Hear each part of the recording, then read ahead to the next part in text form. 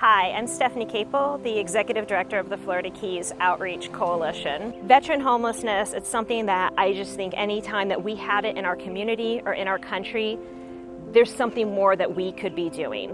My name's Aldo Avalo. I served in the U.S. Air Force from 1970 to 1974. I was proud to serve my country. I was honorably discharged and came back to Key West. I began construction work, and that's what I've done my entire life. I've been a carpenter.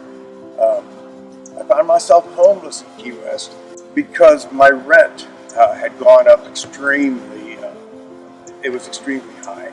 My name is Michael Post. I am an Air Force veteran. I flew combat in 4 different conflicts. Most recently was the Iraq War. Serving the country is probably the most proud thing a person can do. You come home, I'm sitting here below a flag right now.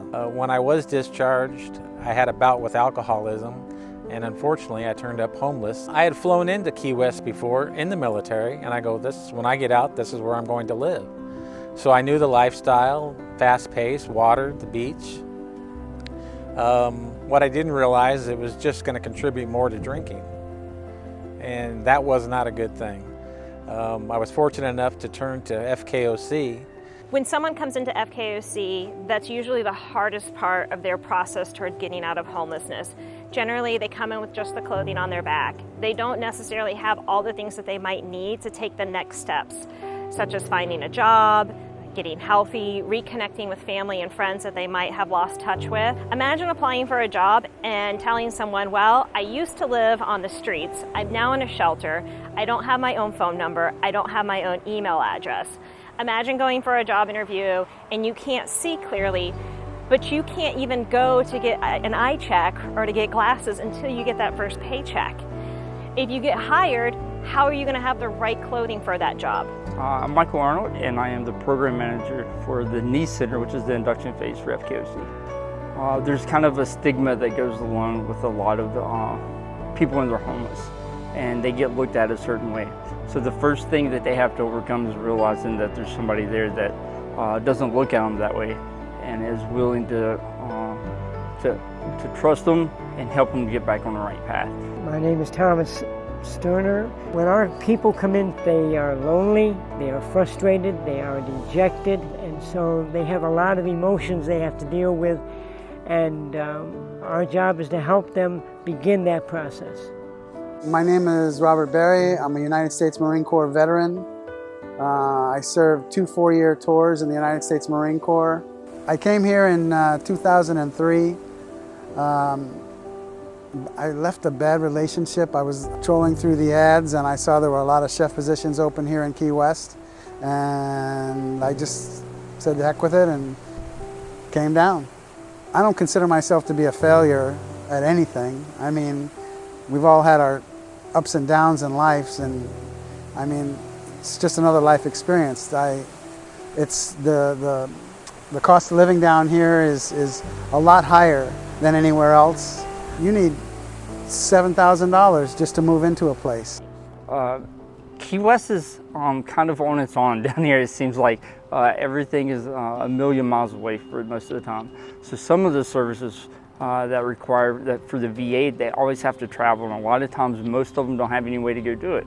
Well, I did try to use my VA benefits, but it was the access to my medications was kind of difficult. Key West is extremely hard. We have such a small VA unit down here. They try their best, but if you want any benefits, you have to go to Miami. And that would entail catching a bus, and it'd be quite a lengthy process. Even if you could get a bus ticket there and back, they still have the lodging and food and everything that's associated with that to go get their benefits. So there's not a lot for them here in Key West. And just like all the other agencies, and then this island has lesser services, so does the veterans down here. And so they're in the same situation as we are. And I think it becomes very frustrating for the veteran, because the veteran depends on their ability to get to the veterans associations, and because they've been promised that because of their service to our country. And in many ways I don't blame the Veterans Administration. It's just the location, and it's the time and the situation we're finding ourselves in now. With this program, what we're hoping to do is show someone from the time they come into FKOC, we're there to help you. I think about one time we had a young woman come to our program and she had been through a lot. She had lost her home, lost her partner. She discovered she was pregnant after this happened, had no job. And she came into us and you could tell she was scared. And I said, is there anything that you need right now? And she said, I don't have a toothbrush. And it just so happened I was standing next to her closet. I could turn around, I reached in, I pulled out a toothbrush and I handed it to her. And I said, anything else? 2 years later, when she was moving out of her program with her child into an apartment that she was going to pay for herself after maintaining a job for 2 years, she said to me, that toothbrush was the moment I knew things were going to be okay. That's when life got better for me, because I asked for something and you immediately gave it to me. And that's what this program's about. In the first 30 days, taking care of someone who's in a very new and fragile state. This particular program is the program that helped me not only spiritually and some financially too. They gave me a little bit of peace of mind that I haven't had. I'm 62 years old. 3 years ago, I never thought I would find myself in a position like this. Anytime I saw a homeless person, you know, I'd sit there and say that poor SOB. But I found out that this can happen to just about anybody. But I'm grateful because FKOC, you know, has been very generous to me. I've been working as staff for over 16 years now. I often laugh with the clients and say, when I'm sitting with a meeting with them in second or third phase clients, and say, you should have seen yourself when you walked in the front door of Nice. And it's a wonderful, I smile when I see the fantastic experience of what's happening to you. I've actually got keys to the 2 locations I work with, people trusting me again. My family, I flew home not too long ago and picked up my truck and drove it back. It takes a while to regain trust and structure, but it's available. You break a lot of promises, family, friends, co-workers, bosses, children. It's good to be getting reunited. If you are watching this and you are a veteran and you're homeless, don't give up. Well, FKOC has been a godsend, for sure. I'm really grateful.